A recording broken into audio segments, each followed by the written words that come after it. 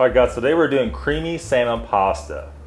Now, you gotta be careful making this. You need to try to get as much flavor as you can out of this, because this can be a bland dish if not done correctly. Oh, what am I doing? I'll let Amanda do that. Okay. So we got rotini because somebody went off and forgot the actual pasta we're supposed to use. Yeah, we have rotini. You're supposed to use fettuccine. I guess it doesn't really matter.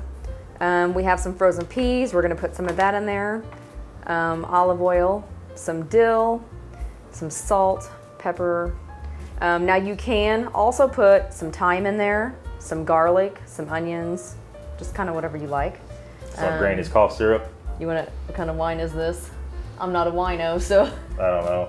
Chateau Saint Michel Sauvignon Blanc. Okay. I think it's how you say it. That probably. You want to explain the salmon there? So some kind of white wine, preferably. So salmon, we just got this small piece. I did skin it. We are going to cook it. We'll have to cut the skin off for this type of dish, obviously. If we were going to cook it just to eat it, we would cook it skin side down in the skillet, or we would probably grill it on the grill. Half and half and pecorino. You guys all know I was going to do that. That's all I'll let you do. Pecorino. This, if you guys are using Parmesan Reggiano, don't do that. This is 100 times better. Yeah. This is actually made from sheep. You can buy this locally. We have our little Amazon cheese grinder, and this is going to bring in a lot of flavor to this dish, and I'm actually kind of excited to try it. Oh yeah, me too. Okay, let's go and put some olive oil in here. We're going to fry this salmon. And we do have our water getting ready to boil here for our pasta. Yep. Put just enough in there. Now, we're going to go and cut the salmon up. We're going to cut it up in strips and down the middle. Let's do this first, actually. Ew.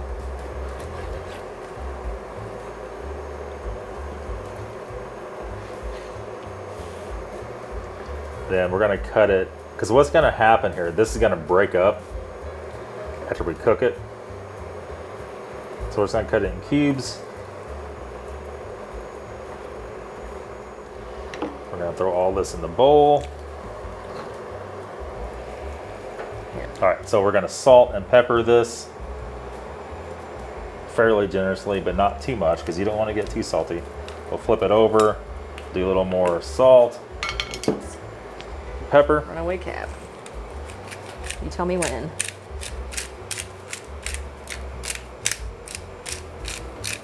Good. Roll it and do it again. There we go, one more time.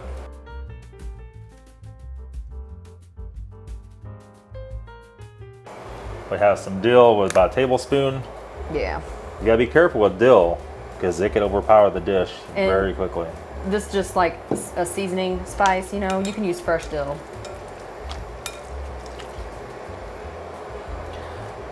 I tell you what, other than this recipe, I haven't really used. Ooh, that's a lot.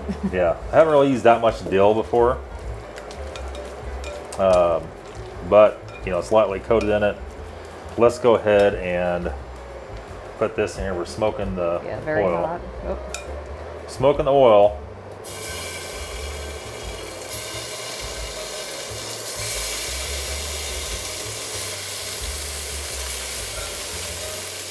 It's like whenever you do these recipes, the recipe you're watching that day contradicts other recipes from other people. You know what I mean? And then you end up with, you're in the situation like whose recipe do you follow? So this one's definitely doing a few things that I wouldn't ordinarily do, but that's what the recipe calls for. So we're gonna fry this till it's done and nice and crumbly. And at the very end, we're gonna probably cut it up or crumble it up somewhat in the pasta. Is our water boiling yet? Not quite. No. And then what we're not gonna do, we're not gonna dump out our olive oil. We're actually gonna make the sauce back in this pan.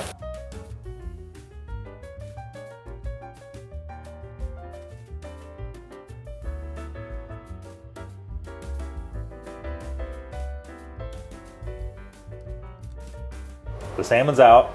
It's cooked nicely, not overcooked. Amanda's gonna put the pasta in. And usually we use 3/4 of a box. We're gonna use a whole box this time. We got quite a bit of meat. right, this is a 1 pound box.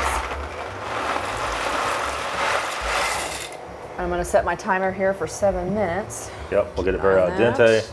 Now, what we're gonna do, we have the heat on this bad boy. Let's turn it back on. We're gonna deglaze this with the wine.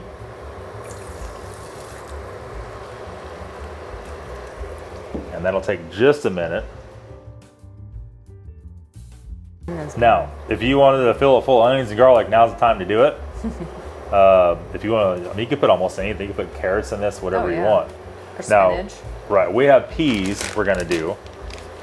So essentially what we're gonna do here is let that deglaze. When you let some of the alcohol cook off of that, we're then going to add our peas. We're gonna add our half and half. We're gonna add our salt, pepper in this, and some more dill. And then once that's kind of all mixed together, we're gonna dump the fish in, mix it all around. At that point in time, our pasta should be done. We're gonna dump this in the pasta, mix it up. We might add some more seasoning or more cheese, and we'll see how we go here. So let's go with the peas. Now this thing is not very full of peas. It's about like that. Yeah. And these are just frozen steamer peas. We're probably gonna go ahead and dump. You think dump all those in there? Yeah, I see dump all of them in there. We got a lot of pasta. It's about half. Oh, really? Yeah. Let's just keep it about half. Okay. I would say. Do something with that. Eat them. Yeah. This was on medium heat for about 4 minutes. So all the alcohol should be gone off of it at that point. Now, next what we're gonna do is, let's go ahead and put the half and half in. And we're gonna turn this down just a little bit.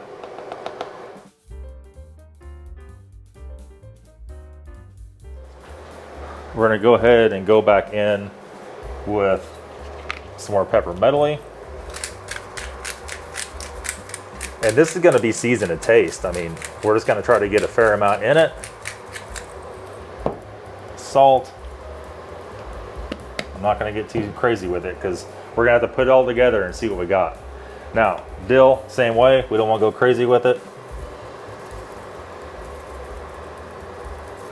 Because too much dill very well could ruin this dish easily. All right, so what we got? 3 minutes left? Yeah. All right. About 2 more minutes, but it feels like it's not quite, and we turned it down, so I don't know.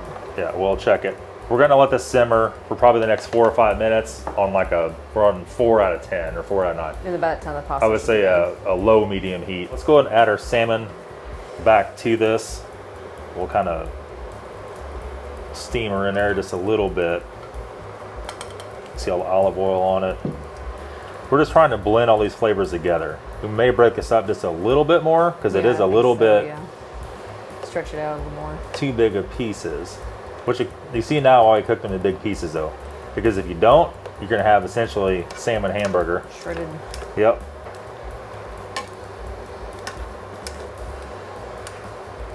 All right, we'll give this just a couple more minutes here while we're waiting on our pasta to get done. Our pasta is done, is al dente. You pretty much have to have that or it's gonna fall apart. We just dumped the water off of it. We're going to put some pecorino in here. Now we're probably gonna need a lot more than that, but we'll see, maybe not. But we'll say it does smell very good.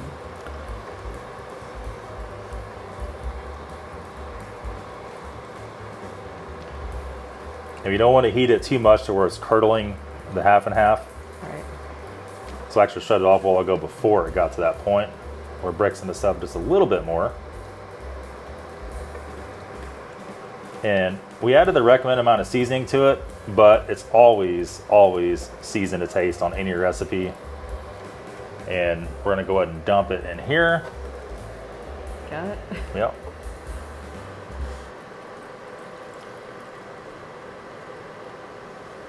I'm gonna use this to start.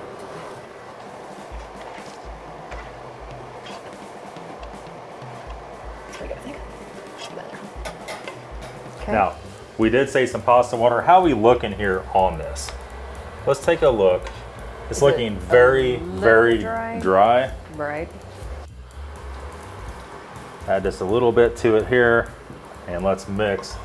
And we're going to just look at the bottom of the pan where we're mixing.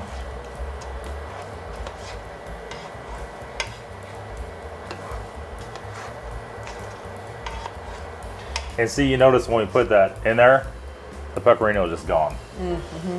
It's totally Melted gone. it, yep. So let's do a test run here and see. Needs more pecorino. I think maybe it needs some more salt. I would say, be my guess. It is very, very dry.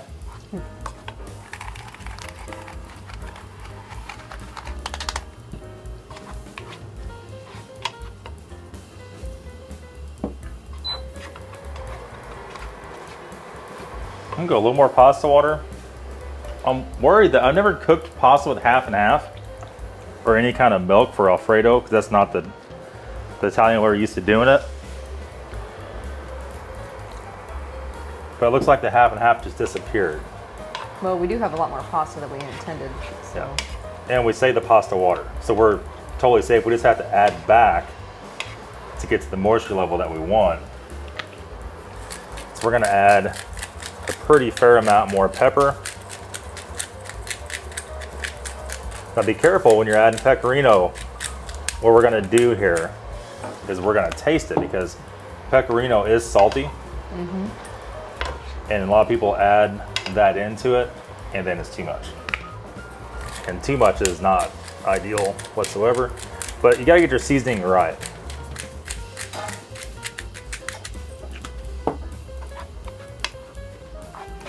Try a little taste of this real quick.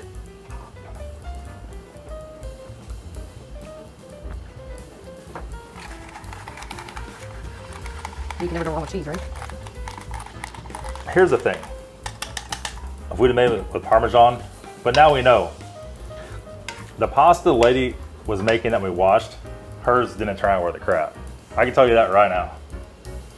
And that's what we find a lot. Following a recipe, it all depends on that person's taste buds. And we're gonna add back in, we're gonna make this, we're gonna fix this.